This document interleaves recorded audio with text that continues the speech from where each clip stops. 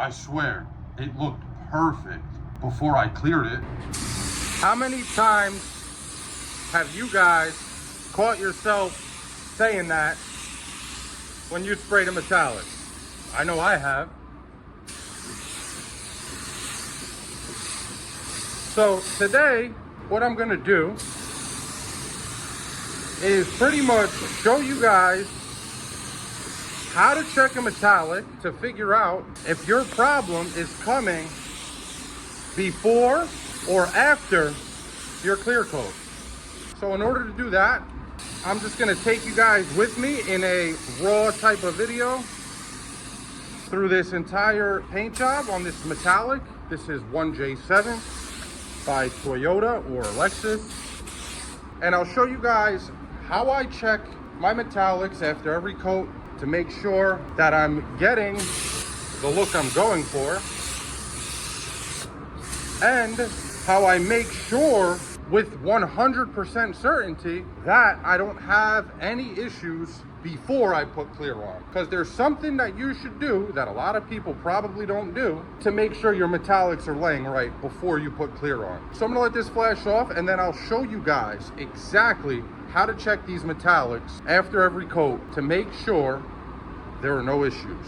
Now, since I'm going to leave this as a raw type of video, obviously any other problems that may arise during this paint job, I'll also show you guys, and I'll show you how I take care of it. Now, I had this idea to make this video because in the last video I made, when I was spraying the clear over a metallic, I mentioned that you should just put a drop coat, this way you don't pull the metallics down. And somebody commented saying, you know, a lot of people probably are having issues before they even apply their clear. They're just not checking it correctly.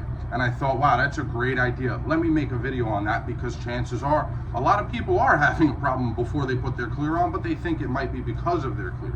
Well, clearly it didn't take long for something to go wrong, because this didn't even dry yet. You guys ever had that happen to you when you spray water? I know, it looks crazy. Just let it dry. This happens to me when I don't completely dry my gun out after I clean it. But if you just let this dry, normally those flatten out almost perfectly.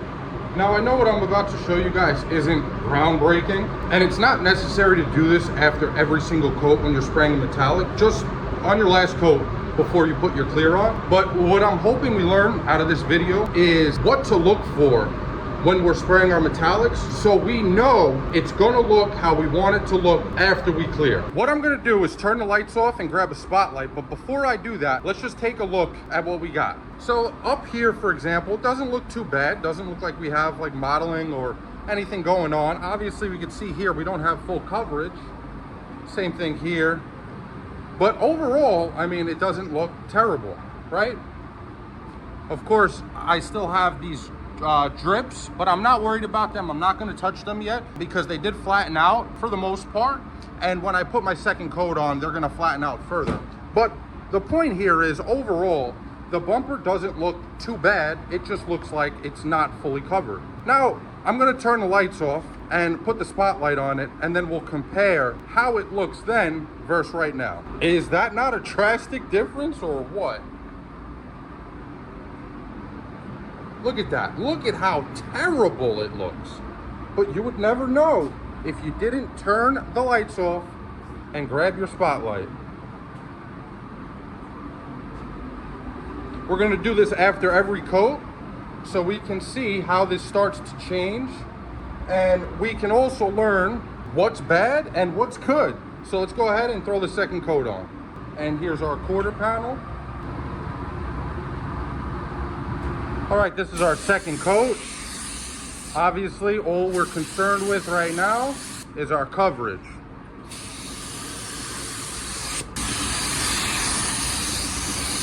So I'll put on another wet coat just to make sure we have full coverage on our entire bumper. Then once we have coverage, then we can worry about the orientation of our metallics. There's no sense in worrying about that before you have coverage. That's a mistake a lot of painters make. They start to worry about it as soon as they start spraying, and there's no need, because it only takes one coat to fix it, and it's not even a full coat. It's like it'll take a half a coat to fix any mottling or anything.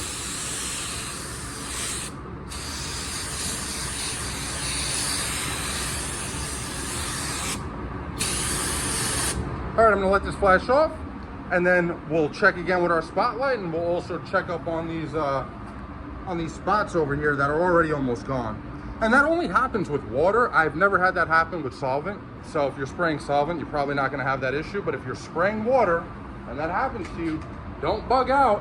Just leave it alone, let it dry, and throw another coat on. It'll melt everything right together. All right, we're 2 coats in now. Bumper doesn't look too bad, does it? I don't think so. You could argue at this point, people would say, well, there's no mottling, there's nothing, it looks great. By the way, those spots completely gone, and we didn't even have to touch them at all. But yeah, people would say this looks good. You know, this is what I imagine some people would say. There was no mottling before I cleared it. Well, let's just see how this is gonna look when we turn the lights off and put the spotlight on it.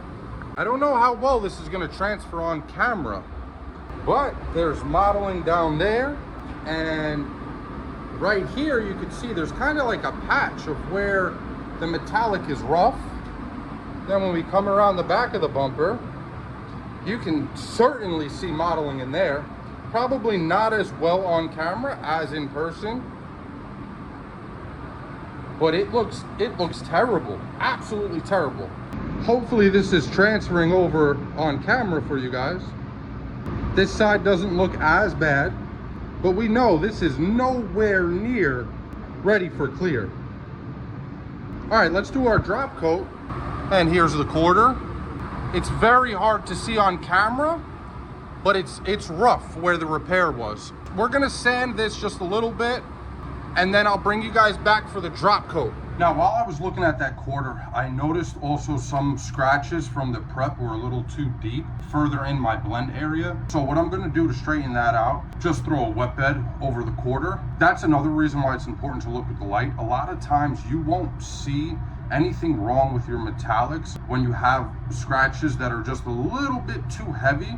It'll appear fine, but as soon as you grab the spotlight, they stand out like a sore thumb. So I sanded down that quarter. I'm gonna mix up my clear additive, P490, reduce it 30%, and then we'll go throw a wet bed on that quarter. We'll give it a couple minutes, and then we'll do our drop coat and check it one more time before we clear. The most important time to check it. All right, we have our clear additive in the gun. We sanded down our quarter.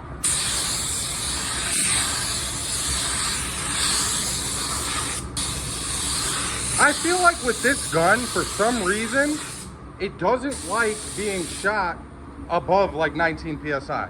That's why I really don't use it for clear anymore, because when you're using high solids clear, I feel like this gun just doesn't break it down right. Anyway, enough about that. We put our wet bed on. That's gonna hopefully fill in some of the scratches I was talking about in the blend area here, which it looks like it already did. I'm gonna give this probably about like 3 minutes, because I do like to do my blend while it's still wet, but not when it looks blue like this. You definitely want to at least let the color change to clear. In the meantime, while that flashes off, we'll throw our drop coat on here. I have this gun right now around 19 PSI, maybe 18. Somewhere right around 18, 19 PSI. Now when I do my drop coat, I move really slow. You want to give those metallics a chance to overlap each other.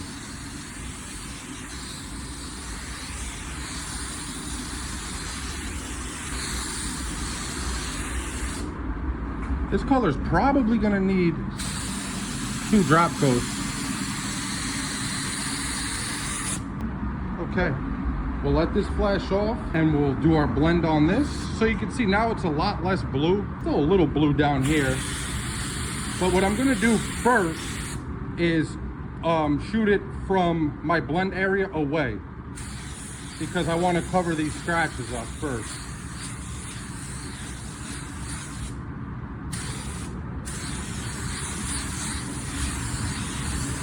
And obviously here we're putting a bumper on, so we're making sure we're getting full coverage here, and we're shooting it in the same direction that the top of our bumper is going to meet that quarter panel. This way the metallics have the same orientation and our color matches as best it can from metal to plastic. So we'll let these two things flash off. I'm gonna throw one more drop coat on each of them. I won't do it on camera and bore you guys. Maybe this one I'll show you guys because I'm doing a blend, but I won't waste the time with the whole bumper.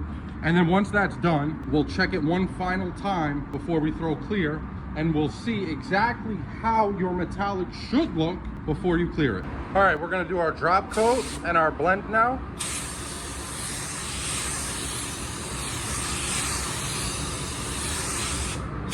I'll go from top to bottom, and then bottom to top, and I'll give one last pass the way my bumper was sprayed. I'm gonna do my drop coat on the bumper, and then we'll check out with the lights off and the spotlight on how this thing looks. All right, here's what we got. It looks perfect. This is exactly what you want to see when you check your metallics right before you clear coat. It should look like a solid color, basically. There should be no signs of unevenness in the color. Quarter. The blend is absolutely seamless, and everything looks good. It's not rough. We have even coverage and no issues. Now we know when we clear these panels, we will have no issues. So I'm gonna go ahead and do that. I'll do one coat on camera, the first one, and then I'll show you guys the finished product. All right, we're gonna knock the dust off this gun.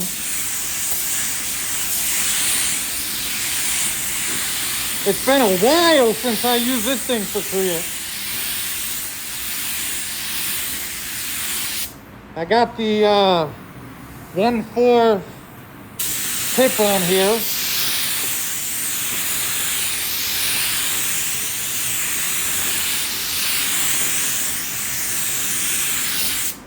I mean, it does lay nice clear. It's just a very slow gun.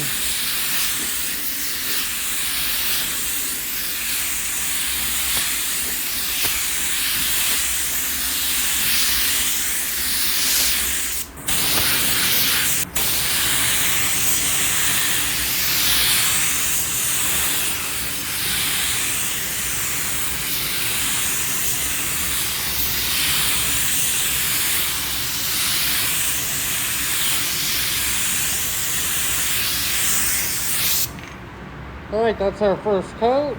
I'll throw our second coat on, and I'll show you guys how this thing comes out. All right, here's our finished product.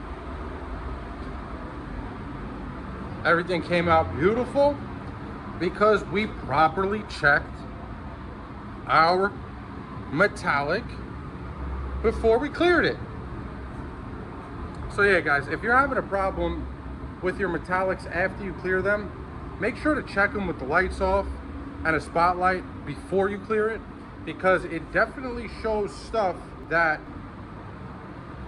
you won't see under normal conditions until you pull the car outside, of course, but then you'll see it. All right, that's it for this one, guys. Thank you so much for watching. I hope you got some value out of the video, or enjoyed it at least. Till the next time, peace.